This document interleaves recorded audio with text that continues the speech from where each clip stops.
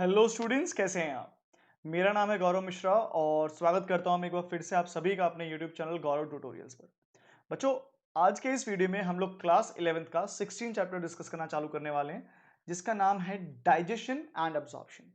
तो as soon as I से digestion, हमारे मन में विचार आता है कि बात किसके बारे में होने वाली है। It is about food. तो जब हम खाना खाते हैं तो उस खाने के अंदर क्या होते हैं, कुछ कॉम्प्लेक्स चीजें होती हैं। जैसे कि सबसे पहले इस कॉम्प्लेक्स चीज में क्या आ गया, प्रोटीन आ गया। अपार्ट फ्रॉम प्रोटीन, प्रोटीन मेरे फूड में हो सकता है carbohydrate. I could have these things which are called as lipids. इसके अलावा न्यूक्लिक एसिड होती हैं जो मेरे खाने में कॉम्प्लेक्स मटेरियल के तौर पर प्रेजेंट होती हैं। ठीक है, ये चार चीजें जो हैं ये कॉम्प्लेक्स फॉर्म में होती हैं। इसके अलावा I can find that my food can contain something called as water in it, right. And बहुत कम मात्रा में आई विल फाइंड विटामिन और vitamins and minerals in my food. ठीक है, ये चीजें जो हैं ये मेरे खाने में मुझे देखने मिलती हैं। अब ये जो कॉम्प्लेक्स चीज मैं खा रहा हूं, ये मेरी बॉडी इसको यूज कर पाएगी नहीं। So this thing is not readily utilized by the body. So what do I convert by some means these complex substances into the simpler form. Right. So what are these simpler forms? For protein, the simplest form is amino acid or amino acid. Likewise, for carbohydrate, whatever the carbohydrate you'd have, it will ultimately get converted into glucose. Then the lipids, they tend to get converted into fatty acid. And at times अगर उनके अंदर glycerol present होता है तो they can also get converted into glycerol. अलावा इसके मैं देखूंगा द न्यूक्लिक एसिड जो होती हैं उनका सिंपलर फॉर्म क्या होता है। Their simpler form is nitrogenous base, nitrogenous base, and apart from that it has these sugars called as pentose sugars, right? It has pentose sugars. तो when I say this nitrogenous bases, I want you to understand उसके अंदर adenine, thymine, guanine और cytosine होता है along with uracil. और अगर pentose sugars की बात कर रहा हूं तो अगर डीएनए होता तो इसके अंदर शुगर के रूप में होती है deoxy ribose sugar for DNA. और अगर आरएनए होता तो उसके अंदर शुगर के नाम पर क्या होती, राइबोज शुगर होती। चल, अब इस चीज में हमें ज्यादा नहीं पढ़ना है, अभी इसको एज इट इज छोड़ दीजिए, ये आगे चल के अपने को आने वाला है। तो I am not following much into this nitrogenous base and the pentose sugar. हमारे को इस चैप्टर में मेजरली ध्यान देना है अमीनो एसिड, ग्लूकोज और फैटी एसिड्स पर। तो समझने वाली बात क्या थी बच्चों, how on earth D this complex substance get converted into simpler form. ऐसा क्या हुआ कि ये कॉम्प्लेक्स सब्सटेंस सिंपलर फॉर्म में कन्वर्ट हुए, वो कौन सी प्रोसेस थी। वो प्रोसेस थी बेटा digestion. So it was because of the process of digestion that the complex substances were getting converted into the simpler form. And these reactions whereby the complex substances are converted into the simpler form are carried out by the biological catalyst called as enzymes. Okay, they are called as enzymes. Now these enzymes operate with water. इन्हें पानी चाहिए होता है activity करने के लिए, therefore we call such enzymes as hydrolytic enzymes, right? We call them as hydrolytic enzymes. And since the process of digestion makes use of the hydrolytic enzyme, I can call the whole of the process as hydrolytic process. Hydrolytic process, right? Now I also want you to understand the water. The purpose of having water in our food is, or in our diet is, that the water serves as solvent and it provides a medium for carrying out all the reactions inside my body, right? The vitamins and the minerals, they are responsible for providing the optimum nutrients, I can say, or they can at time behave as cofactors for the enzymes to work efficiently, right? So basically they would ultimately result into the growth of the body. Mostly they would result into the growth of the body, right? So what part of the body carries out this process called as digestion? For carrying out the process of digestion, my body has a specialized system called as digestive system. Okay, it's not only my body; it will be present with all the bodies, right? Digestive system. Okay, a digestive system. So when we write digestive system, I want you to understand that digestive system can be categorized or could be bifurcated into two different regions. First, we have this thing called as alimentary canal. elementary canal. And secondly, we have this region called as associated glands. There are a bunch of glands which are referred to as either associated glands, or at times they are also called as accessory or accessory glands. No matter whatever you pronounce, but I want you to understand that the spelling must be this. I have seen like, अच्छा ही लग रहा है कि 11th standard वाले बच्चों को ये बात बोलनी पड़ रही है, बट हमने देखा है कि एसेसरी ग्लैंड की स्पेलिंग बहुत गलत लिख देते हैं बच्चे। तो देखो एलिमेंट्री कैनाल की बात करते हैं हम। तो एलिमेंट्री कैनाल है क्या? देखिए alimentary canal is basically this long tube like structure which you see, right. ये जो ट्यूब लाइक स्ट्रक्चर आप यहां से देख रहे हैं, माउथ से लेकर के अलग अलग ऑर्गन्स, अलग अलग रीजन से होते हुए ये हमारी बॉडी के अलग अलग हिस्सों से गुजरता है। और इसी बीच में अभी जो मैंने आपको ऊपर बताया कि कॉम्प्लेक्स जो खाना था वो कन्वर्ट हो जाता है सिंपलर फॉर्म में, और ऐसा बहुत बड़ा हिस्सा होता है हमारे खाने का जो डाइजेस्ट नहीं हो पाता। तो वो जो डाइजेस्ट ना हुआ हिस्सा था उसको हम लोग क्या करते हैं, उसको इस ऑर्गन के द्वारा एनएस की मदद से हम उसे बाहर निकाल देते हैं। तो ये जो पूरा ट्यूब लाइक स्ट्रक्चर आप देख पा रहे हैं इसे हम लोग कहते हैं एलिमेंट्री कैनाल। अब इसके अलावा आप यहां पर देखोगे कि हमारे पास कुछ ऐसे ऑर्गन्स हैं, जैसे कि ये वाला हिस्सा आप अगर देखें अच्छे से, ये पर्टिकुलर रीजन जब आप देखोगे तो आप देखोगे यहां पर कुछ ऐसे ऑर्गन्स होते हैं जिनके अंदर खाना नहीं जा रहा है, खाना इनके अंदर नहीं जा रहा है, बट इनके द्वारा कुछ बनाई हुई चीजें हैं जो मेरी ग्लैंड्स के अंदर, जो मेरी ग्लैंड्स थी उनके द्वारा बनाई हुई चीजें हैं जो मेरे डाइजेस्टिव सिस्टम, मेरे एलिमेंट्री कैनाल के अंदर आ रही है और मेरे खाने को पचाने में मदद कर रही हैं। ठीक है, तो दो अलग अलग हिस्से हैं, एक हिस्सा जिसमें खाना ट्रैवल कर रहा है और एक हिस्सा जिसमें खाना ट्रैवल नहीं करता है। तो ये जो ट्यूब है जिसके अंदर खाना गुजर रहा है, उस ट्यूब के अंदर अलग अलग रीजन्स हैं। तो हम क्या करते हैं, हम उनके नाम लिख लेते हैं फटाफट। तो सबसे पहले मेरा खाना जो था वो पहुंचा माउथ में, माउथ से वो गुजरता है इस हिस्से में जिसको हम बोलते हैं फेरिंग्स। फेरिंग्स के बाद में एक छोटी सी ट्यूब लाइक स्ट्रक्चर होता है जिसको हम लोग बोलते हैं लैरिंग्स।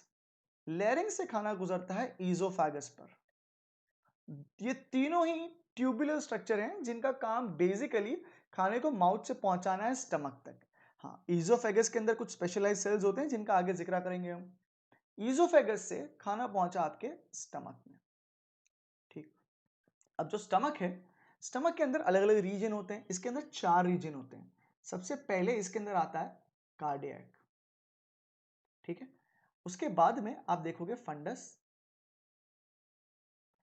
Followed by body, and lastly stomach का जो हिस्सा होता है उसको हम लोग बोलते हैं पाइलोरी, जो सबसे आखिर में होता है। तो अगर आप यहाँ पर ध्यान दे पाएंगे इस स्टमक के ऊपर, तो ये वाला जो हिस्सा है ना सबसे ऊपर का, यहाँ पर ये कार्डियक होगी, ये एक्चुअली लीवर है बट इसके पीछे में कार्डियक, फिर ये फंडस, ये मेन पार्ट है पूरा बॉडी, और लास्टली यहाँ पर होता है पाइलोरी। तो ये 4 अलग अलग रीजन है जो हमको देखने मिलते हैं in case of the stomach, right. चलिए आगे बढ़ते हैं। और हाँ, स्टमक के बाद में मेरा खाना जो है वो पहुंचता है into this organ called as small intestine. Small intestine, intestine at times हम भी ऐसी गलती कर देते हैं, इंस लिखा जा रहा है, ठीक है ना, इंटेस्टाइन, इंटेस्टाइन। अब इंटेस्टाइन के फिर से अलग अलग रीजन आ जाएंगे। जब आप इंटेस्टाइन की बात करोगे तो इसके अंदर 3 रीजन होते हैं। सबसे पहला रीजन होता है उसको बोलते हैं डुओडेनम, जो खाना रिसीव करेगा स्टमक में से। डुओडेनम के बाद में हम पहुंचते हैं जेजुनम पर, और जेजुनम से हम पहुंचते हैं इस रीजन में जिसको हम बोलते हैं इलियम।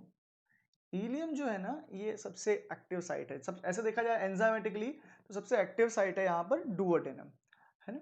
फिर स्मॉल इंटेस्टाइन से आगे बढ़े, अब पहुंचा हमारा खाना कहाँ पर, लार्ज इंटेस्टाइन में। अब देखो लार्ज और स्मॉल इंटेस्टाइन जो इनमें फर्क क्या है, एक्चुअली स्मॉल इंटेस्टाइन लंबी है, लार्ज इंटेस्टाइन छोटी है। फिर इनको स्मॉल और लार्ज बोल रहे हैं, नाम उल्टा उल्टा क्यों दिया है, क्योंकि इसका जो गर्थ है ना स्मॉल इंटेस्टाइन का, वो गर्थ कम है, लेंथ ज्यादा है। लार्ज इंटेस्टाइन का गर्थ ज्यादा है, लेंथ कम है। ठीक है, तो लार्ज इंटेस्टाइन के अंदर अलग अलग हिस्से देखने मिलते हैं आपको, जैसे कि सबसे पहले आपको देखने मिलेगा यहाँ पर सीकम, सीकम या followed by colon, and lastly आपको देखने मिलता है रेक्टम। ये 3 हिस्से आपको देखने मिलेंगे आपके कहां पर? लार्ज इंटेस्टाइन में। और लास्टली आया एनस। तो ये जो है ना, ये एक आप बोल सकते हो एक पाथवे है जो हमारा फूड लेता है when it is passing across the alimentary canal. ठीक है, इस ट्यूब को हम लोग एलिमेंट्री कैनाल कहते हैं, या फिर बहुत सारे बुक में अगर आप कोई रेफरेंस बुक यूज कर रहे हो तो वहां पर इसे डाइजेस्टिव ट्रैक्ट के नाम से भी कहा गया है। तो no matter if you are talking about digestive tract और you are talking about the elementary canal, the organs would remain in the same order. ठीक है, coming to the accessory glands या फिर एसोसिएटेड ग्लैंड्स। तो associated gland जो है यहाँ पर बेसिकली होती हैं दो। एक हमारे पास आ जाता है यहाँ पर जो सबसे सबसे काम का है, वो हमारा सलाइवरी ग्लैंड हो जाता है। सलाइवरी ग्लैंड्स, जहां पर प्रिलिमिनरी डाइजेशन स्टार्ट कराया जाता है। फिर हमारे पास आते हैं लिवर। फिर हमारे पास आता है हमारा पैनक्रियास। ठीक है, पैनक्रियास जो है ना, स्टीव जॉब्स अगर याद हो आपको, तो उनको पैनक्रियाटिक कैंसर हुआ था जिसकी वजह से उनकी मृत्यु हो गई थी। एप्पल के जो फाउंडर थे ना, एप्पल कंपनी के जो फाउंडर थे, वो पैनक्रियाटिक कैंसर की वजह से उनकी मृत्यु हुई थी। ठीक है, चलो इसके अलावा एक दूसरा ऑर्गन होता है ग्रीन कलर का जिसको हम लोग बोलते हैं गॉल ब्लैडर। ठीक है, उसको हम लोग बोलते हैं गॉल ब्लैडर। ये गॉल ब्लैडर जो है ना, ये लीवर के द्वारा जो सिक्रीशन बनता है उसको स्टोर करता है। ठीक है, तो ये जो है ना, ये अलग अलग हमने डाइजेस्टिव सिस्टम के दो जो मेन हिस्से हैं वो समझ लिए। अब मैं चाहता हूं कि इस एलिमेंट्री कैनाल का हम लोग फटाफट से डिस्कशन कर लें। वीडियो थोड़ा लंबा बनेगा, मैं चाहता हूं कि आप इसकी नोट्स बनाते जाएं बेटा। देखिए, हम लोग स्टार्ट कर रहे हैं एलिमेंट्री कैनाल का जिक्र। ठीक है, एलिमेंट्री कैनाल की अगर आप बात करते हो तो सबसे पहले आप देखते हो कहां पर, सबसे पहली चीज क्या देखते हो आप पहुंचते हो कहां पर? सबसे पहले आप पहुंचते हो आपके माउथ पर। ठीक है, so this is the mouth. तो when you look into the mouth, right, when you look into the mouth, आप देखते हो माउथ जो है वो ओपन करता है इनटू अ कैविटी। अगर ये आपका फेस था, ठीक है, अगर ये आपका फेस था मान लीजिए, अरे जस्ट अ मिनट, हाँ जी, देखिए, right, if this were your face, तो ये आपका हो गया माउथ, ये वाला हिस्सा हो गया mouth. And what do you realise, just a minute, या व्हाट डू यू फाइंड कि इस मुंह के पीछे का एक बड़ा सा हिस्सा जो है वो बनाता है क्या? वो फॉर्म करता है आपकी buccal cavity. So this comes as buccal cavity. जब आप बकल कैविटी की बात करते हो तो आपको यहाँ पर काफी सारी चीज देखने मिलती हैं, जिसमें जिसमें सबसे पहली चीज जो आप देखते हो in the buccal cavity is your teeth. ठीक है, सबसे पहली चीज हमें क्या देखने मिलती है बकल कैविटी में? हमें बकल कैविटी में सबसे पहली और जो काम की चीज देखने मिलती है वो है टीथ। अब टीथ जो होते हैं वो हम देखते हैं क्या कि एसोसिएटेड होता है हमारी बोन्स के साथ में, हमारे जो जबड़े होते हैं उसके साथ में एसोसिएटेड होता है। तो teeth are associated with bone, they are associated with the bone, and such a arrangement of teeth when they are associated with the bone, जब वो हड्डियों के साथ हमारे मैक्सिला और मैंडिबल जो ऊपर का और नीचे का जबड़ा है उसके साथ जब जुड़े होते हैं तो उसे हम लोग कहते हैं क्या? थीकोडोंट।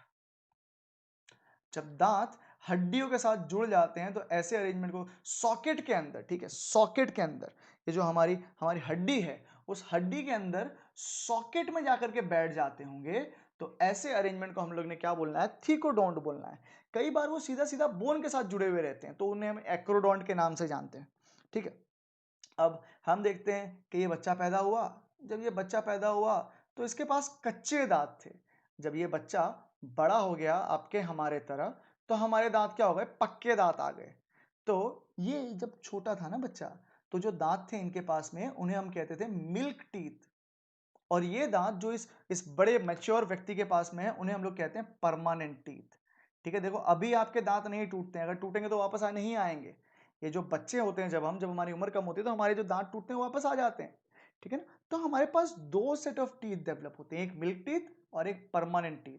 अब क्योंकि हमारे पास two set of teeth develop हो रहे हैं तो हम लोग क्या कह देते हैं? हम लोग अपने आप को कहते हैं डाइफियोडोंट। डाइफियोडोंट। ठीक है, कुछ मोनोडोंट होते हैं जहाँ मोनोफियोडोंट होते हैं जहां पर केवल एक बार दांत आते हैं, कुछ पॉलीफियोडोंट होते हैं जहां पर काफी बार दांत आते हैं। ठीक है, तो वो सब में हम ज्यादा जिक्र नहीं कर रहे हैं, अब केवल हम एनसीईआरटी के लेवल पर रिस्ट्रिक्ट रख करके अपने आप को बात करने की कोशिश कर रहे हैं। ठीक है। मानो अगर आप इंसानों की बात करते हो तो हमारे पास कितने होते हैं, हमारे पास 32 दांत होते हैं, हमारे पास है ना 32 दांत होते हैं। अगर ये मेरा ऊपर का जबड़ा है और अगर ये हमारा नीचे का जबड़ा है तो ऊपर और लोअर जो, अपर जो और लोअर जो को मिला करके 16 और 16 दांत बनते हैं हमारे पास। तो अगर मैं इसके बीच में पार्टीशन दे देता हूं, ठीक है, तो क्या होगा, यहां पर मुझे एक सेट ऑफ टीथ देखने मिलेगा और सिमिलर सेट ऑफ टीथ मुझे यहां पर जो दूसरा लेटरल हाफ होगा वहां पर देखने मिलेगा और इसी के कॉम्प्लीमेंट्री टीथ मुझे नीचे देखने मिलेंगे ह्यूमन के अंदर। ठीक है, तो हमारे अंदर जब मैं दांतों की बात करता हूं, ये 32 दांत जो है इनको मैं 4 कैटेगरीज में क्लासिफाई कर सकता हूं। जो मेरे पास 32 टीथ होते हैं उनको मैं 4 कैटेगरीज में क्लासिफाई कर सकता हूं। सबसे पहले जो होते हैं उनको हम लोग बोलते हैं क्या, इंसिजर्स, इंसिजर्स। ठीक है, दूसरे होते हैं कैनाइंस, तीसरे हैं प्रीमोलर्स और चौथे हैं मोलार्स या मोलर्स। ठीक है, ये अलग अलग दांत हैं, इनके लिए शॉर्ट फॉर्म यूज करते हैं ICPM। ठीक है, अब ये 32 दांत हमारी बॉडी में किस तरीके से अरेंज हैं, इनके अरेंजमेंट को हम लोग बोलते हैं डेंटिशन। ठीक है, इन दांतों के अरेंजमेंट को हम बोलते हैं डेंटिशन और इस डेंटिशन के बेसिस पर कितने दांत कैसे अरेंज हैं उसके बेसिस पे मेरे पास बनता है एक फॉर्मूला जिसको मैं बोलता हूं डेंटल फॉर्मूला, डेंटल फॉर्मूला। और फॉर ह्यूमन हम ऐसा लिखते हैं ICPM अपॉन ICPM, मतलब यहां का इधर से ICPM, incisor, canine, premolar, molar, और सिमिलरली यहां से ICPM, तो अपर जॉ अपॉन लोअर जॉ। ठीक है, अब आई कितने हैं हमारे पास होते हैं 2 1 2 3 अपॉन 2 1 2 3। 2 1 2 3 मतलब 2 इंसिजर हैं, एक कैनाइन है, 2 प्रीमोलर है और 3 मोलार है। ठीक है, तो ये जो है ना ये हमारा डेंटल फॉर्मूला बनता है बच्चों, this is our dental formula, right? And because we are having a different set of teeth, because we are having different set of teeth, we are becoming these things called as heterodont. We become heterodont, and heterodont means organisms possessing या फिर ऐसे दांतों का arrangement जहां पर अलग अलग प्रकार के दांत होते हैं। हमारे पास अब अलग अलग हैं, इंसीजर्स हैं, कैनाइंस हैं, प्रीमोलर है, मोलर। इनका इनका किसी का काम काटना है, किसी का काम टेयर करना है, किसी का काम च्यू करना है, सबका अलग अलग फंक्शन है और उसके अलावा स्ट्रक्चर भी अलग है। ठीक है, वहीं पर कुछ ऐसे ऑर्गेनिजम्स भी होते हैं जिनके अंदर ये जो चीजें ये पूरी की पूरी कैसी होती है, सारे के सारे दांत एक जैसे होते हैं, तो उनको हम लोग बोलते हैं होमोडोंट। ठीक है, अगर आप टीथ के बारे में बात कर रहे हो तो आप समझो जो आपका जो टीथ होता है इन जनरल सेंस, जो टीथ होता है उसका अरेंजमेंट कुछ ऐसा होता है, उसका कुछ जो जो जो स्ट्रक्चर होता है वो कुछ ऐसा रहता है। ठीक है, और इस स्ट्रक्चर में आप समझो, मैं आपको दो तीन चीज बता देता हूं, बताने की कोशिश करूंगा। इनफैक्ट ये जो ऊपर का हिस्सा होता है इसको हम लोग बोलते हैं क्राउन, ये टीथ का अरेंजमेंट ये क्राउन हो गया। और जो नीचे का रीजन है इसको हम लोग बोलते हैं रूट। तो आपने कभी सुना होगा रूट कैनाल जैसा कुछ, इसके अंदर एक ऐसी कैविटी होती है जिसको हम लोग बोलते हैं पल्प कैविटी। ठीक है, इसको हम लोग बोलते हैं पल्प कैविटी, जिसके अंदर काफी सारी ब्लड वेसल्स होती हैं, है ना। तो ये जो ऊपर वाला हिस्सा है हमारा, ये जो क्राउन का हिस्सा है, ये बनता है एक बहुत ही खास प्रकार के मटेरियल का जिसका नाम है एनेमल। ठीक है, ये बनता है एनेमल का, जो जो खाने को चबाने में मदद करता है। ये जो एनिमल है ये जो ये खाने को चबाने में मदद करता है। ठीक, तो अगर इस पूरी चीज को मैं समराइज करूं, टीथ की बात करूं अगर मैं, तो जो टीथ है ना उसका जो बेसिक सा फंक्शन है वो सब क्या है, इन चारों के चार को लेके देखो, इंसिजर, कैनाइन, प्रीमोलर और मोलर, इसमें से कुछ जो होते हैं वो कट करने का काम आते हैं, कटिंग में आते हैं। कुछ होते हैं जो टेयरिंग में आते हैं, है ना काम। कुछ होते हैं जो ग्राइंडिंग करते हैं, क्रशिंग करते हैं, एंड चूइंग तो हो ही रहा है। तो ये जो पूरी प्रक्रिया है जहां पे मैं मेरे खाने को चबाता हूँ और बाद में अल्टीमेटली फिर सलाइवा के साथ मिक्स करता हूँ, उसको मैं कहता हूँ क्या, मास्टिकेशन। मास्टिकेशन। तो आप ऐसा कह सकते हो कि टीथ जो है वो क्या फंक्शन करते हैं बेटा, उनका फंक्शन है मास्टिकेशन करना। टीथ का फंक्शन क्या है, मास्टिकेशन करना। क्लियर है? चलिए, टीथ का डिस्कशन खत्म हुआ, अब आगे बढ़ते हैं और बात करते हैं हम लोग टंग के बारे में। ठीक है, we will now try to understand basically what is tongue, right. तो टंग की अगर हम बात करते हैं, देखिए टंग पे आएंगे अब जरा सा, TONGUE, टंग। तो when you talk about the tongue, तो जो जो टंग होती है वो बेसिकली एक ऐसा ऐसा एक ट्रायंगुलर शेप स्ट्रक्चर, एक कॉनिकल सा स्ट्रक्चर है, जो जिसका जो पोस्टीरियर भाग है वो हमारे लोअर जॉ के साथ अटैच्ड होता है, लोअर जॉ के साथ अटैच होता है। और इसका जो फ्लोर होता है नीचे, एक पतले से लिगामेंट के द्वारा ये हमारे हमारे फ्लोर ऑफ लोअर जॉ से जुड़ती है, और इस लिगामेंट को हम लोग कहते हैं फ्रेन्यूलम, फ्रेन्यूलम। ठीक। तो अगर आपसे कोई पूछ ले कि भाई साहब टंग का फंक्शन क्या होता है, तो जो टंग है सबसे पहला तो भाई साहब टेस्ट हो जाएगा, है ना। अगर जबान ही नहीं होगी तो टेस्ट, टेस्ट के बिना जिंदगी किस काम की, है ना। और वो टेस्ट कहाँ से आएगा, आपको टंग से आएगा। इसके अलावा टंग जो है ना वो एक और बहुत मजेदार फंक्शन सर्व करता है। वो क्या करता है, वो मिक्स करता है सलाइवा को। ठीक है, mixing of saliva, mixing of saliva with food. आपने जो खाना खाया था, mixing of saliva with food, है ना, आपने जो खाना खाया था उसको वो सलाइवा के साथ मिक्स कर देता है। ठीक है, अब ये जो मैं आपको बोल रहा था टेस्ट, तो टेस्ट करने के लिए इनके पास क्या होते हैं, यहाँ पर कुछ कुछ स्ट्रक्चर होते हैं जिनको ये लोग बोलते हैं पैपिला, पैपिले या papilla, papillae, what ever you know call them. In papilla के अंदर कुछ स्ट्रक्चर होते हैं जिनको हम लोग बोलते हैं टेस्ट बड्स, जिसके वजह से हमें क्या होता है, हमें आता है टेस्ट। हम जो खाना खाते हैं उस खाने में जो भी हमें स्वाद आता है, वो स्वाद आता है इन पैपिला के वजह से, जिनके अंदर क्या होते हैं, टेस्ट बड्स होते हैं। ठीक है, तो यहाँ पे टंग की बात खत्म हुई, आगे बढ़ते हैं और डिस्कस करते हैं एक स्ट्रक्चर के बारे में जिसका नाम है फेरिंग्स। ठीक, फेरिंग्स की जब आप बात करते हो तो फेरिंग्स क्या है यार, फेरिंग्स के अंदर बहुत ज़्यादा कुछ है नहीं। ठीक है, खाली इतना ध्यान में रख के रखना है कि जो जो आपका फेरिंग्स है, it serves as the common passage, it serves as common passage. ठीक है, कॉमन पैसेज है ये किस चीज़ के लिए, common passage for air and food. आप जो आप खाना खा रहे हो वो खाना, और जो आप सांस ले रहे हो वो हवा, दोनों एक ही ट्यूब के द्वारा बॉडी के अंदर के हिस्से में पहुंचते हैं, जो है फेरिंग्स। ठीक, फेरिंग्स से जब हमारा खाना नीचे उतरता है तो वो पहुंचता है इस जगह पे जिसको हम लोग बोलते हैं ईजोफेगस, ईजोफेगस। अब ईजोफेगस जो है यार, ये एक ट्यूबुलर स्ट्रक्चर है ना, फेरिंग्स की ही तरह ये जो ईजोफेगस है ये भी कैसा है, ये एक एक ट्यूबुलर स्ट्रक्चर है। ठीक है, ये जो ईजोफेगस था, ये क्या करता था, ये कैरी करता था फूड को, carry the food to stomach, carry the food to stomach. ठीक है, अब इस ईजोफेगस के अंदर एक स्पेशलाइज सेल होती है जिसको हम लोग बोलते हैं गॉबलेट सेल, है ना। ये काम का पॉइंट है, इनके अंदर होती है गॉबलेट सेल्स। ये गॉबलेट सेल्स क्या करती हैं, ये लुब्रिकेट करती है हमारे फूड को। खाना जो था वो सलाइवा के साथ मिक्स होकर के ल्यूब्रिकेट हो ही चुका था।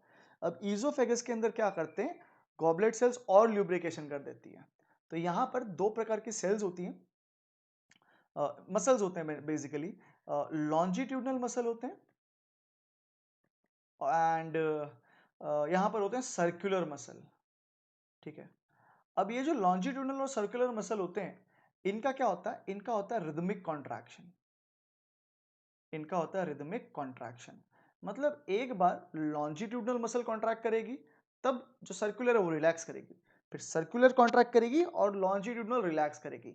इसके वजह से हम क्या देखते हैं, हमारा जो फूड पार्टिकल था वो क्या करने लगता है, मूव करने लगता है। और ये प्रोसेस जिसके द्वारा फूड मूव कर रहा होता है, इसे हम लोग बोलते हैं पेरिस्टॉल्सिस। और ये जो पेरिस्टॉल्सिस है, ये पेरिस्टॉल्सिस जो है वो स्टार्ट हो जाता है आपके ईजोफेगस के अंदर ही। ये बहुत काम का है, ये आप अच्छे से याद कर लेंगे, राइट। चलिए, अब इन दोनों के बीच में, फेरिंग्स और ईजोफेगस के बीच में, ठीक है, फेरिंग्स और ईजोफेगस के बीच में आता है एक स्ट्रक्चर जिसको हम लोग कहते हैं क्या, क्या, ग्लॉटिस। क्या कहते हैं, ग्लॉटिस। ठीक है, अब ये जो ग्लॉटिस है, इस ग्लॉटिस के ऊपर एक फ्लैप लाइक स्ट्रक्चर होता है, ठीक है। ग्लॉटिस का मतलब क्या? ग्लॉटिस का मतलब है ओपनिंग ऑफ ट्रैकिया। ग्लॉटिस का मतलब क्या हो गया? Opening of trachea. तो मानो आप खाना खा रहे थे और वो खाना क्योंकि फेरिंग्स के थ्रू ही जा रहा है और फेरिंग्स में हवा भी जा रही है और खाना भी जा रहा था, तो आपका जो खाना है वो आपके ईजोफेगस में ही पहुंचना चाहिए, वो कभी भी आपके लंग्स में पहुंचना चाहिए नहीं। It must not enter into your these structure which are called as your lungs. तो इनको लंग्स में ना पहुंचाया जाए उसके लिए क्या करते हैं, ग्लॉटिस के ऊपर एक फ्लैप लाइक स्ट्रक्चर होता है, ऐसा ऐसा फ्लैप लाइक स्ट्रक्चर होता है जो टाइम एंड अगेन बंद हो जाता है, जिसकी वजह से खाना जो है वो ग्लॉटिस में ना जाकर के आपके ईजोफेगस में जाता है। और ये जो फ्लैप होता है इसको हम लोग बोलते हैं एपिग्लॉटिस। एपी क्यों बोल रहे हैं? क्योंकि वो ग्लॉटिस के ऊपर है, ठीक है। चलिए वापस आ जाइए, ईजोफेगस से हमारा खाना पहुंचा दिया गया है कहां पर? खाना पहुंचा दिया गया है हमारे स्टमक में, ठीक है। अब हम पहुंचे हैं स्टमक के अंदर, ठीक है। देखो अभी हम लोग क्या सिर्फ हल्का फुल्का डिस्कशन कर रहे हैं एज पर एनसीईआरटी, है ना। ये इंट्रोडक्टरी वीडियो है, यहाँ पर हम लोग एलिमेंट्री कैनाल का डिस्कशन कर रहे हैं बच्चों, राइट। तो स्टमक, जो स्टमक होता है ना, स्टमक हमारा ह्यूमन में जे शेप्ड होता है। ये काम का है, इजी है बहुत ज्यादा। कई बार क्या करते हैं बच्चे, इजी चीजों को स्किप कर देते हैं और वही क्वेश्चन बन जाता है, ठीक है। तो जे शेप्ड होता है। अब जब ईजोफेगस से हमारा खाना स्टमक में पहुंच रहा था, तो फर्ज करो कि ये आपका ईजोफेगस था और यहां से आपका जो खाना है वो एंटर कर रहा है इस स्टमक में। तो एट दिस पर्टिकुलर जंक्शन, जहां पर एट दिस पर्टिकुलर जंक्शन जहां पे ईजोफेगस और स्टमक मीट करते हैं, वहां पर हमें देखने मिलता है एक स्पिंक्टर। स्पिंक्टर का मतलब क्या होता है? वाल होती है। स्पिंक्टर का मतलब क्या होता है? वाल। मतलब खाने को सिर्फ और सिर्फ नीचे पहुंचाया जाएगा, बहुत ही रेयर केस में खाना ऊपर जाता है, रिवर्स नहीं होता है। अनलेस आपकी बॉडी में कुछ डिफिकल्टी है, कुछ प्रॉब्लम है और आप वॉमिट कर रहे हो, केवल उस केस में खाना बाहर निकलेगा, वरना खाना हमेशा नीचे ही पहुंचेगा। आप अपसाइड डाउन रहोगे ना, तब भी खाना इजोफेगस से स्टमक की तरफ ही जाएगा। तो ये जो स्पिंक्टर होता है इसको हम लोग कहते हैं गैस्ट्रोइजोफेजियल स्पिंक्टर। तो if we want we can write it as gastroesophageal sphincter, है ना। चलो अब यहां से हम पहुंचे कहां पर? हमारे स्टमक में। स्टमक के बारे में मैंने आपको पहले बताया था। स्टमक के कितने हिस्से होते हैं? 4 हिस्से होते हैं, ठीक है। सबसे पहला क्या हो गया? कार्डियक हो गया। तो कार्डियक वो हिस्सा है हमारे स्टमक का जहां पर ईजोफेगस ओपन किया था, समवेयर इन हियर। कार्डियक के बाद में कौन सा हिस्सा आता है? कार्डियक के बाद में we come across this region which is called as fundus, followed by your body जो मेन हिस्सा है, and lastly we have this thing called as pylori.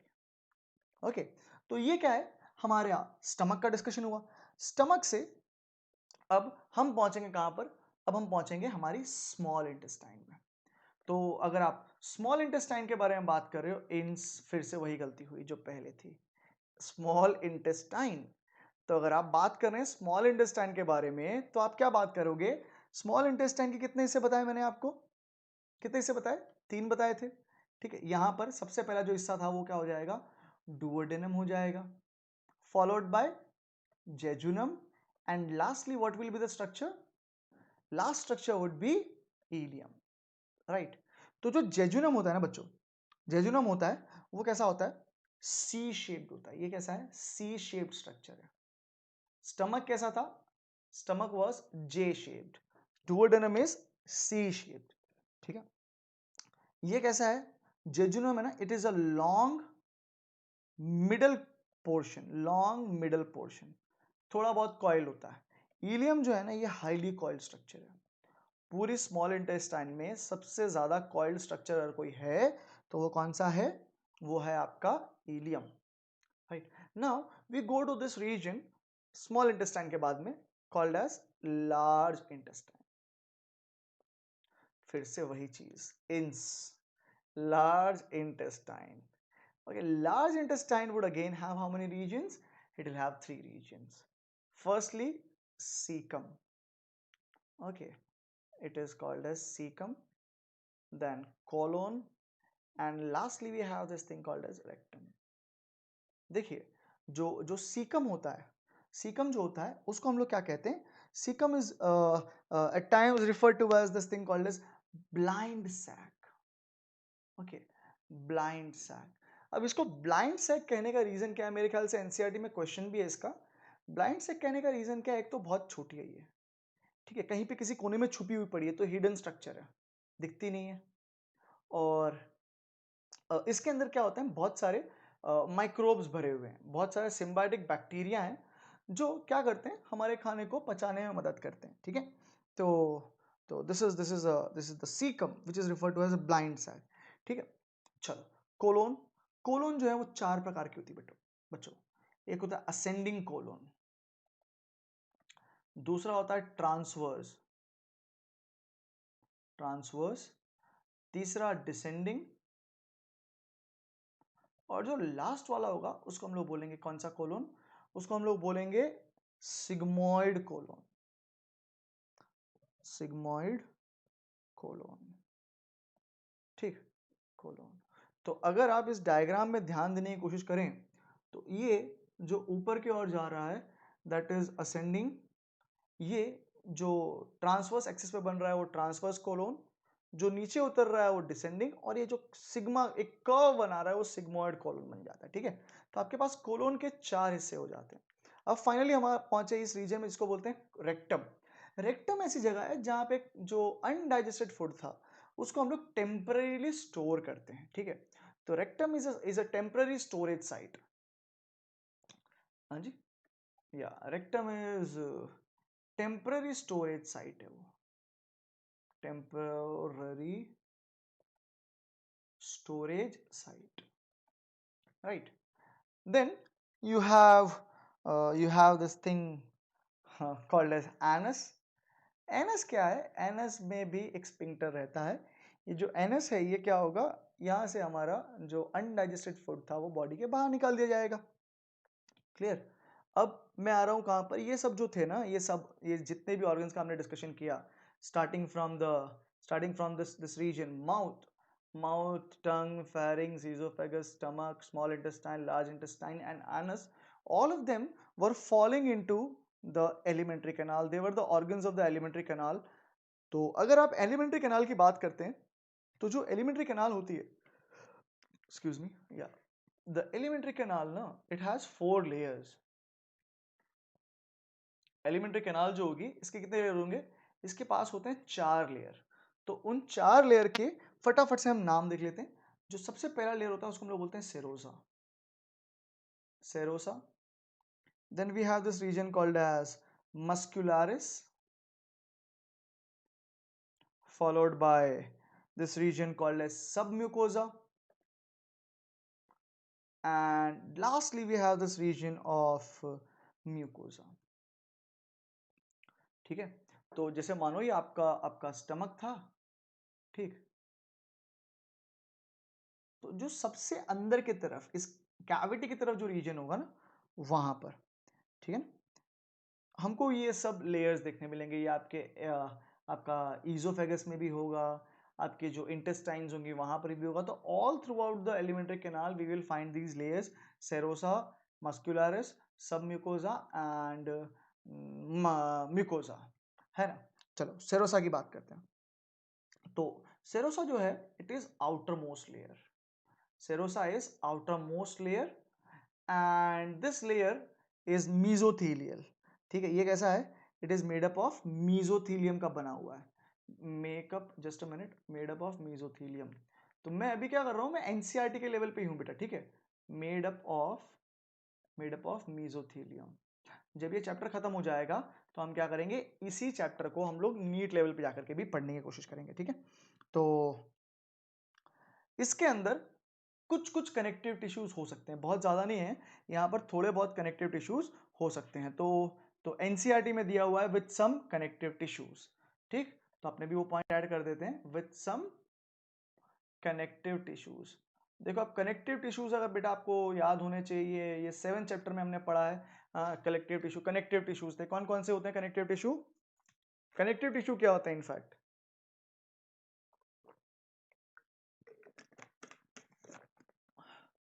या एक्सक्यूज मी, जो कनेक्टिव टिश्यू होते हैं उनका नाम से ही समझना चाहिए कि वो चीजों को जोड़ने का काम करते होंगे, ठीक है। चलिए, कनेक्टिव टिश्यू तो ठीक है, वो सेरोसा के अंदर होते हैं। फिर अब हम लोग पहुंच रहे हैं कहां पर, अब हम लोग बात करें मस्कुलरिस की। अगर आप मस्कुलरिस की बात करते हो तो जो मस्कुलरिस लेयर है इसके अंदर क्या होते हैं, इसके अंदर क्या होते हैं, इसके अंदर होते हैं मसल्स। कौन से मसल्स होते हैं इसके अंदर, होते हैं स्मूथ मसल्स। तो अगर मैं स्मूथ मसल्स बोल रहा हूं बच्चों, तो ये कौन से हैं, इनवॉलेंटरी मसल्स हैं। इनवॉलेंटरी मसल्स है मतलब मेरा इनके ऊपर कंट्रोल होगा नहीं। तो ये जो इनवॉलेंटरी मसल्स हैं या जो स्मूथ मसल्स हैं, ये दो लेयर में अरेंज है यहाँ पर। एक तो इनर के तरफ है, अंदर के तरफ, और एक बाहर के तरफ है, ठीक है, अंदर के तरफ और बाहर के तरफ। तो वो जो अंदर के तरफ है वो कैसे हैं, सर्कुलर मसल्स। वो जो अंदर के तरफ है वो सर्कुलर मसल है, और जो बाहर के तरफ है वो कैसे हैं, वो है लॉन्जिट्यूडनल मसल्स, लॉन्जिट्यूडनल, ठीक। तो इजोफेगस में मैंने आपको बताया ना सर्कुलर और लॉन्जिट्यूडनल, बस उसी तरीके से ये अरेंज है, ठीक है। अब कई बार ये सर्कुलर और लॉन्जिट्यूडनल तो रहता ही, कभी कभार आप यहाँ पे देख सकते थे ऑब्लिक जो जो मसल्स होते हैं, ठीक है, ऑब्लिक मसल लेयर भी हो सकता था, ऑब्लिक मसल लेयर। तो देखो, अगर ये आपका इजोफेगस का ट्यूब हुआ, या फिर अगर मान इजोफेगस को मान के चलो, तो जो सर्कुलर मसल्स होंगे वो ऐसे अरेंज होंगे, सर्कुलर मसल्स। जो लॉन्जिट्यूडनल मसल्स होंगे वो इस तरीके से अरेंज रहेंगे, ठीक है, राइट। तो ये सर्कुलर और लॉन्जिट्यूडनल मसल जो है ये पेरिस्टॉलसिस करवाने में मदद करेंगे हमें, है ना। चलिए, बहुत सही है। आगे बढ़ रहे हैं और पहुंचते हैं अब सब म्यूकोजा पर। जब आप सब म्यूकोजा की बात करते हो तो इसके अंदर क्या होता है ना यार, इसके अंदर होते हैं लूज कनेक्टिव टिश्यू। ये काम का है क्योंकि यहाँ पे बहुत सब खजाना भरा रहेगा, ठीक है। इसके अंदर होते हैं लूज कनेक्टिव टिश्यूज। तो इन लूज कनेक्टिव टिश्यूज के अंदर आपको क्या क्या देखने मिलता है, आपको इन लूज कनेक्टिव टिश्यूज के अंदर देखने मिलेंगे नर्व्स, आपको यहाँ पे देखने मिलेंगे blood vessels. Apart from these nerves and the blood vessels, आप देखोगे यहाँ पर लिम्फ वेसल भी होती हैं, ठीक है, लिम्फ वेसल। अब आपको सवाल होना चाहिए कि लिम्फ वेसल यहाँ पर क्यों आएगी। तो मैं क्या कर देता हूँ, इसको मार्क कर देता हूँ, जब आगे वीडियो बढ़ेगा तो आपको बताएंगे ये लिम्फ मैंने क्यों यहाँ पर मार्क किया है, ठीक है। अगर आप डुओडेनम की बात करें, देखो ये यहाँ पे मेन पॉइंट है। अगर आप डुओडेनम की बात कर रहे हो तो डुओडेनम के अंदर जो ग्लैंड्स होती हैं, ठीक है, जो जो इंटेस्टिनल ग्लैंड्स होती हैं वो भी यहाँ पर सब म्यूकोसा के अंदर देखने मिलेंगे in case of your duodenum. excuse me excuse me, I'm really sorry for that, couldn't help it। Okay, चलो।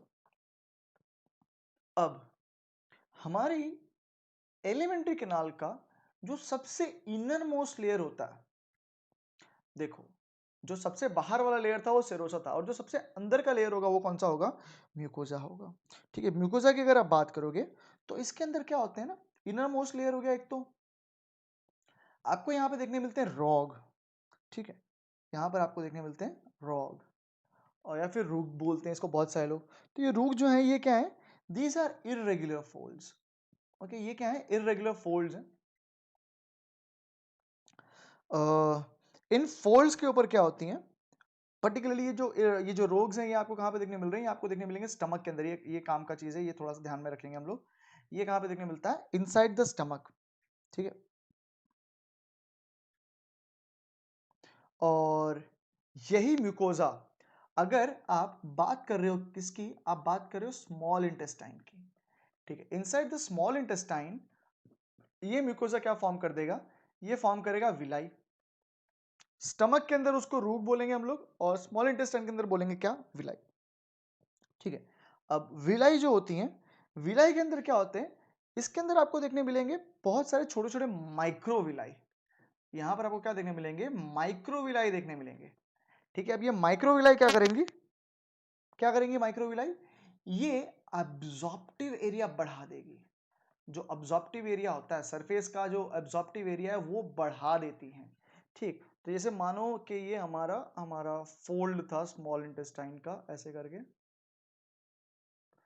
तो इसके ऊपर आपको देखने मिलते हैं ऐसी विलाई जैसे कुछ स्ट्रक्चर, ठीक है, ऐसी विलाई स्ट्रक्चर देखने मिलेंगे।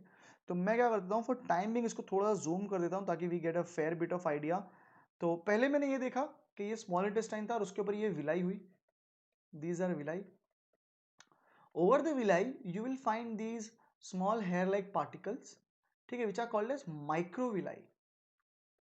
तो अब ये माइक्रोविलाई और विलाई मिल करके दोनों क्या कर रही हैं, इंक्रीज कर रही हैं, increases the absorptive surface area, right. Absorptive surface area जो है, इन्होंने क्या कर दिया है, हमारी विलाई और माइक्रोविलाई ने उसे बहुत हद तक बढ़ा दिया है, ताकि जो मैं खाना खाऊंगा डाइजेशन के बाद में उसे हमारी बॉडी बहुत अच्छे तरीके से पचा सके, अब अब्जॉर्ब कर सके. इनफैक्ट पचा तो हमने ऑलरेडी लिया है, तो अब उसे क्या करना है, एब्जॉर्ब करना है. चलो, इतनी कहानी क्लियर हो गई है, ठीक है. तो ये जो विलाई और माइक्रो विलाई का जो अरेंजमेंट होता है, इसको कई बार ब्रश बॉर्डर के नाम से जाना जाता है. ब्रश बॉर्डर अपीयरेंस आता है because of this micro villi on the villi, right. तो ये ब्रश बॉर्डर आप ध्यान में रखेंगे, ये कहां पे देखने मिल रहा है आपको, ये आपको देखने मिल रहा है in case of the small intestines, right. चलिए, अब मैं इस विलाई का थोड़ा सा डिस्कशन और करता हूं. तो अगर मैं विलाई की बात करता हूं, I hope this color will not be visible, तो let us change the color. या जो विलाई होती हैं, उस विलाई के अंदर आपको कुछ काम की चीज देखने मिलती है. जैसे आपको यहाँ पर नेटवर्क ऑफ कैपिलरीज देखने मिलता है. नेटवर्क ऑफ कैपिलरीज देखने मिलता है. अब कैपिलरीज क्या होते हैं, capillaries are the small tube like structure, जो ब्लड वेसल्स जो थी, आर्टरी और वेन, उनका एक्सटेंशन होती है कैपिलरीज. तो टिश्यू लेवल पर जब एक्सचेंज ऑफ गैसेस और न्यूट्रिएंट करवाना होता है, तो कैपिलरीज इफेक्ट में आती है, पिक्चर में आती है. तो एक तो नेटवर्क ऑफ कैपिलरीज होता है यहाँ पर विलाई के ऊपर. इसके अलावा यहाँ पर आपको देखने मिलती हैं लार्ज लिम्फ वेसल्स, ठीक है. यहाँ पर आपको देखने मिलेंगे लार्ज लिम्फ वेसल्स, और ये जो बड़ी लिम्फ वेसल्स होती हैं उनको हम लोग बोलते हैं लैक्टियल. इन्हें हम लोग क्या बोलते हैं, इन्हें हम लोग बोलते हैं लैक्टियल. तो ये जो है lacteal, they are associated with the absorption of the fats. Basically जब डाइजेशन होता है फैट्स का, तो उसके एब्जॉर्प्शन में ये काम आते हैं, ठीक है. चलो, तो इस म्यूकोजा में अगर मैं डिस्कस करूं, तो अगर आपको याद हो, मैंने आपको ये चीज बताई थी कि जो हमारी ईजोफेगस होती है, इनके अंदर ये स्पेशलाइज सेल्स होती हैं, गॉबलेट सेल्स. तो वो जो गॉबलेट सेल्स हैं, उनकी लोकेशन कहाँ पर है, उनकी लोकेशन है इस म्यूकोजा के अंदर. तो जो जो म्यूकोजल एपिथेलियम होता है, उसके अंदर क्या होती है, उनके अंदर आपको देखने मिल जाएंगी गॉबलेट सेल्स, है ना. आपको यहाँ पे देखने मिल जाएंगी goblet cells. And what these goblet cells do is they secrete mucus, and this mucus helps to lubricate the food, जिसके वजह से मेरा जो खाना था वो इस एलिमेंट्री कैनाल के अंदर बड़ी आसानी से पास कर पाएगा, ठीक है. चलो, अब म्यूकोजा के अंदर ही आपको, अगर आप स्टमक की बात कर रहे हो, तो इन द स्टमक ये जो म्यूकोजा होगा, वहां पर ये फॉर्म करेगा गैस्ट्रिक ग्लैंड. ये फॉर्म करेगा गैस्ट्रिक ग्लैंड, जो प्रोड्यूस करेंगी gastric juice. This gastric gland would produce the gastric juice, जो स्टमक के अंदर डाइजेशन करने का काम करता है, ठीक है. और इंटेस्टाइन की अगर आप बात करते हो, स्टमक के अंदर गैस्ट्रिक हो जाएगा, ठीक है. अगर आप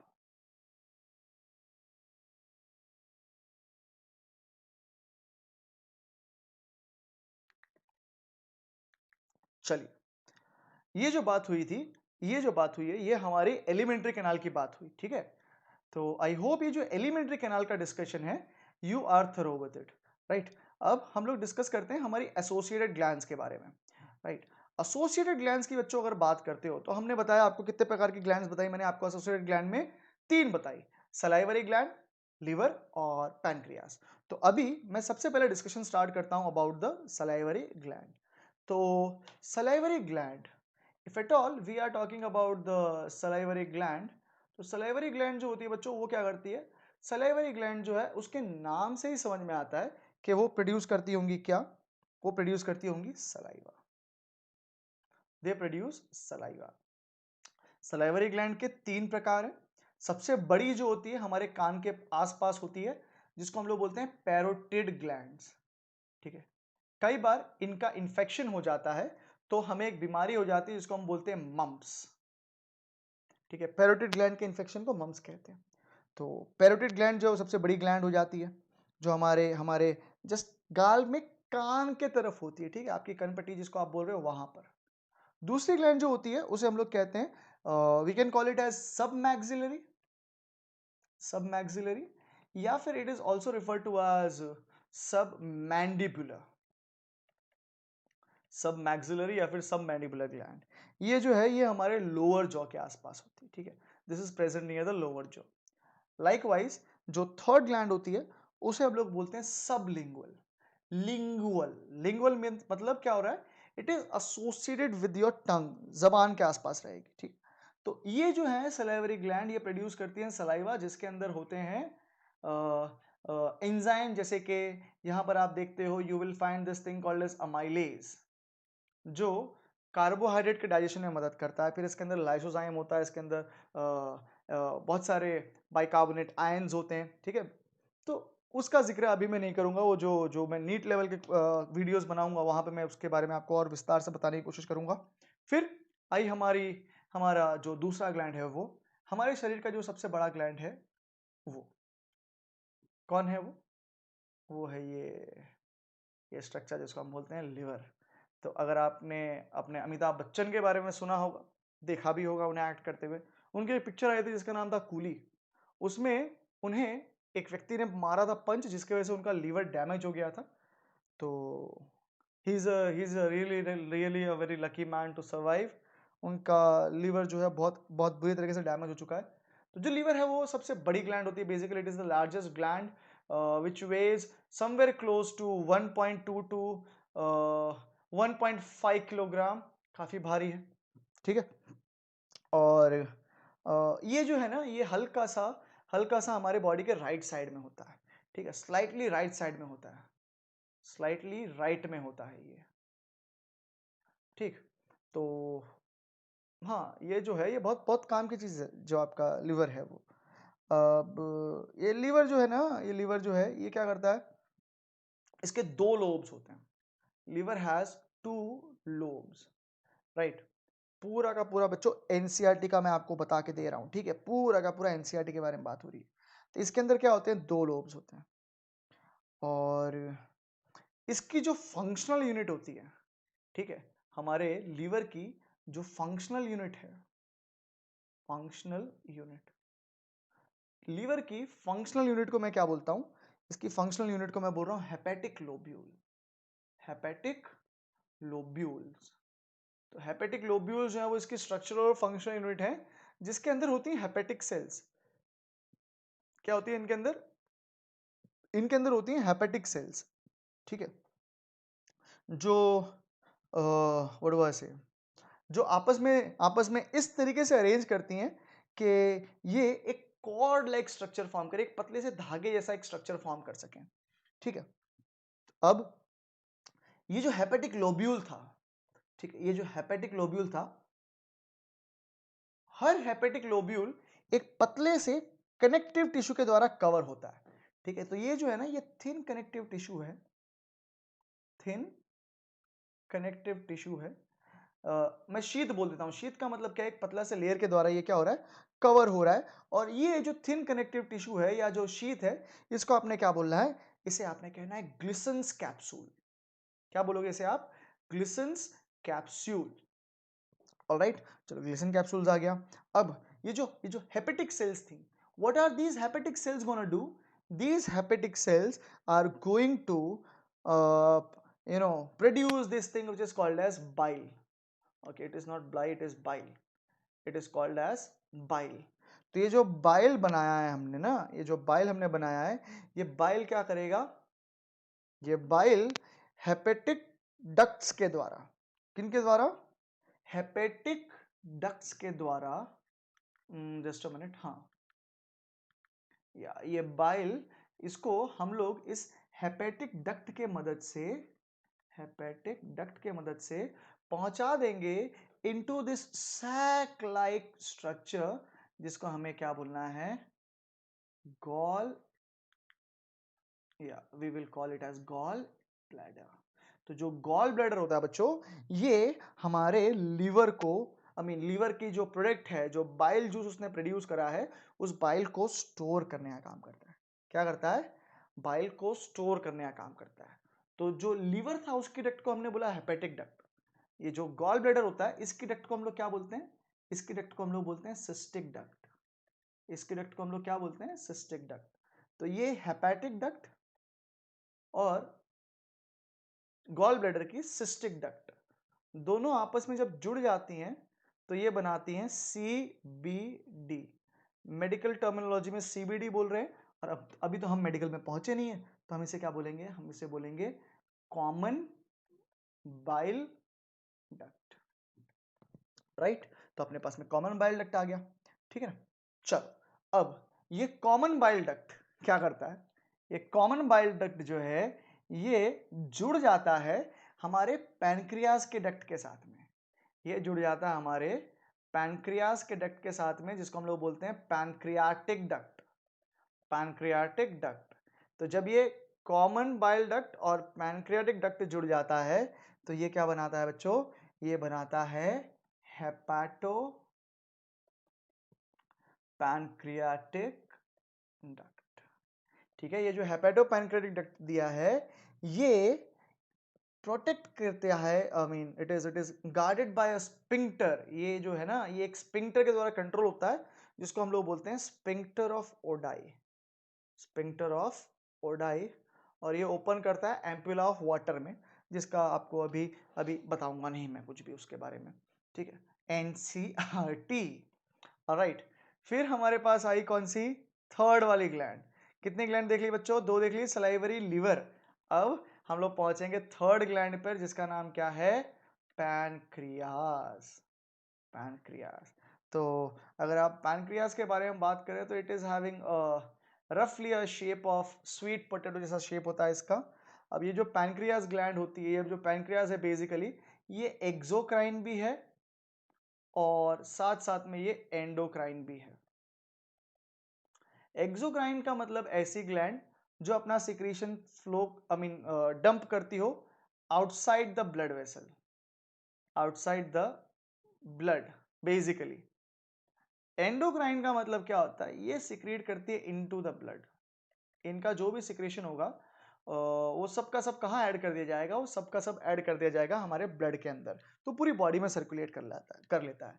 अब भी मैं पैंक्रियास की बात कर रहा हूँ डाइजेस्टिव सिस्टम के रिस्पेक्ट में, तो जब मैं डाइजेस्टिव सिस्टम के रिस्पेक्ट में पैंक्रियास को समझता हूँ तो पैंक्रियास बिहेव करता है एज एज एक्सोक्राइन ग्लैंड, ठीक है। तो ये जो एक्सोक्राइन ग्लैंड है ना पैंक्रियास की, ये क्या प्रोड्यूस करता है, ये प्रोड्यूस करता है पैंक्रियाटिक जूस। ये प्रोड्यूस करता है पैंक्रियाटिक जूस, जिसके अंदर बहुत सारा खजाना होता है, जैसे कि जिसमें से कुछ एंजाइम्स का मैं नाम लिख रहा हूँ, ट्रिप्सिनोजन, फिर हमारे पास होते हैं काइमोट्रिप्सिनोजन।